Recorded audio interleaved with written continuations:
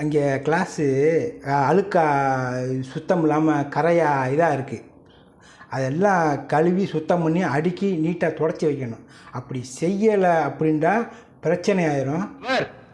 அப்படியே பிரச்சனை பண்ணுன்னு தோணுச்சுன்னு வை, என்கிட்ட மட்டும் போது நான் இந்த ஏரியாவில் குரல் கொடுக்கறது. குரல் கொடுத்தா இந்த பயாஸ்கோப்லாம் வேற எங்கேயா காட்டு. நம்ம தியேட்டர்ல உன் படத்தை ஓட்டினேன்னு வை, இப்பவும் சொல்றேன், நீ யாருன்னு எனக்கு தெரியாது, நான் யாருன்னு உனக்கு தெரியாது. பிரச்சனை வேண்டாம். இதெல்லாம் சரியாக வராது. நான் தான் இங்கே புதுசாக வந்திருக்க மேனேஜரு. நான் சொல்கிறத தான் செய்யணும், புரியுதா?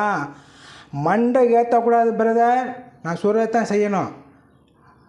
செய்யலைண்டா ஃபோட்டோ எடுத்து மேலே அனுப்பி வேலையை விட்டு தூக்கிடுவேன், புரியுதா?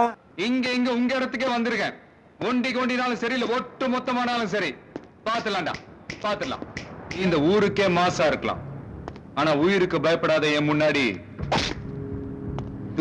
சரி okay okay okay okay okay okay okay okay okay okay ஒன்றும் பண்ண வேணாம், நீ சுத்தம் பண்ண வேணாம், ஒன்றும் பண்ண வேணாம், அது அப்படியே இருக்கட்டும், சுத்தம் பண்ண வேணாம். நான் ஒன்றும் சொல்லலை, நான் என் வேலையை பார்த்துக்கிட்டு நான் பாட்டுக்கு இருக்கேன்.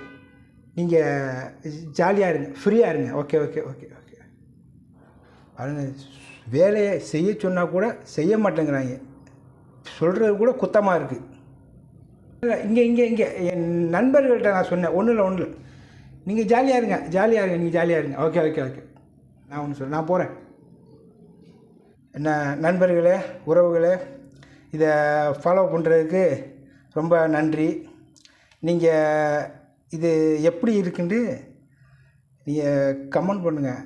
நீங்கள் கமெண்ட் பண்ணால் தான் எனக்கு தெரியும் நீங்கள் எப்படி இருக்குங்கிறது எனக்கு புரியும். இதுதான், நீங்கள் கமெண்ட் பண்ணுங்கள் நண்பர்களே. ஓகே.